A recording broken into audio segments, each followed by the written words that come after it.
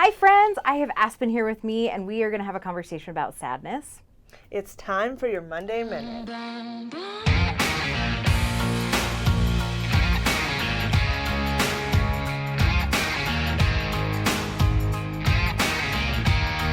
All right, so I think the first thing that we really should identify is what is sadness? Yeah, that is a really huge question. Yeah. What is sadness? Yeah. And as I reflect personally, I have to kind of figure out what that means for me. I think sadness and the definition of what it is kind of relative to who you are. So for me, sadness truly is something that I've experienced in times of grief.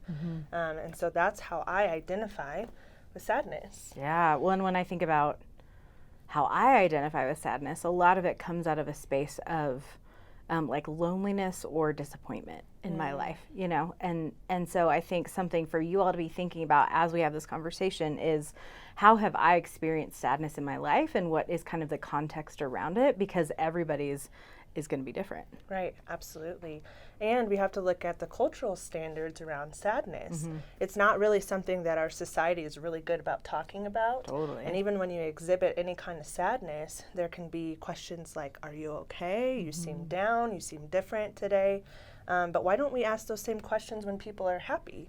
Right. Hey, why are you happy? Yeah, right. But that feels strange to ask, Absolutely, you know? absolutely. That's funny. So I guess we have to kind of figure out, well, with sadness, you know, if my personal experience is grief, well, how do I recognize when I'm sad? And part of that is, how do I exhibit sadness? So we have to kind of be introspective about how we present when we are sad.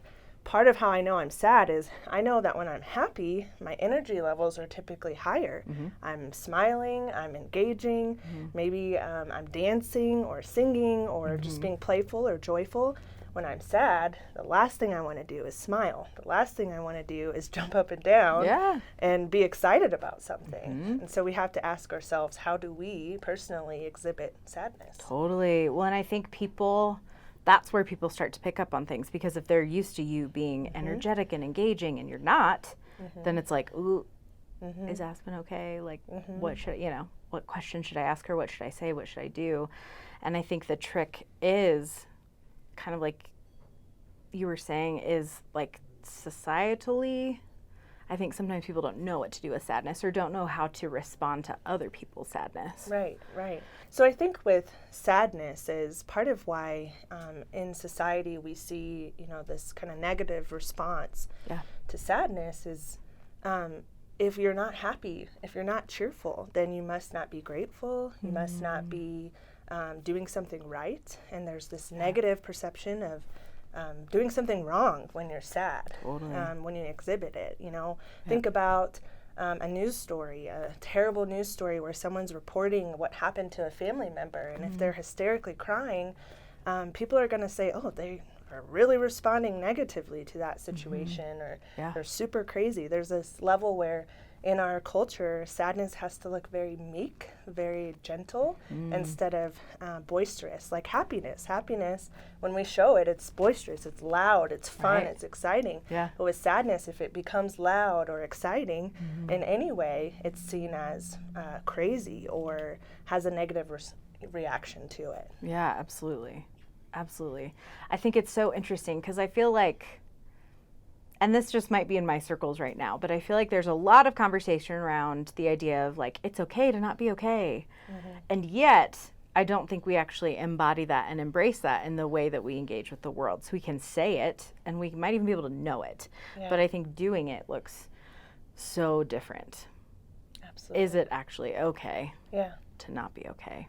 And maybe in a bigger way than we're used to seeing, Absolutely. That's really powerful what you said about us kind of embodying it's okay not to be okay. And I really think we have to kind of reflect and ask ourselves, what does that practically look like in our friendships and our areas of influence? Absolutely. And if someone is not okay, maybe in our eyes they seem okay, but to them they're not. And that doesn't discredit their experience, or maybe vice versa.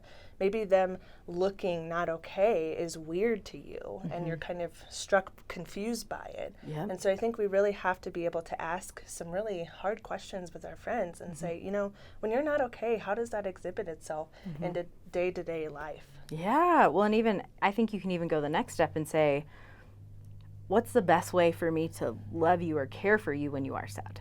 Do you want me to not say anything? Do you want me to just come give you a hug? Do you want to dive in? Because I think everybody also has really different needs when it comes to Absolutely. their sadness. You know what I mean? Absolutely.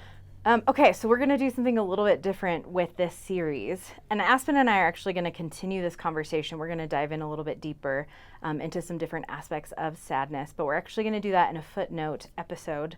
And you're only going to find that on our YouTube channel. So I want you to jump over on the link to our YouTube station, channel, whatever. I want you to follow the link and jump over to our YouTube channel and continue the conversation with us, because I think there's some really great information that we are going to jump into that I think would be really beneficial for you guys.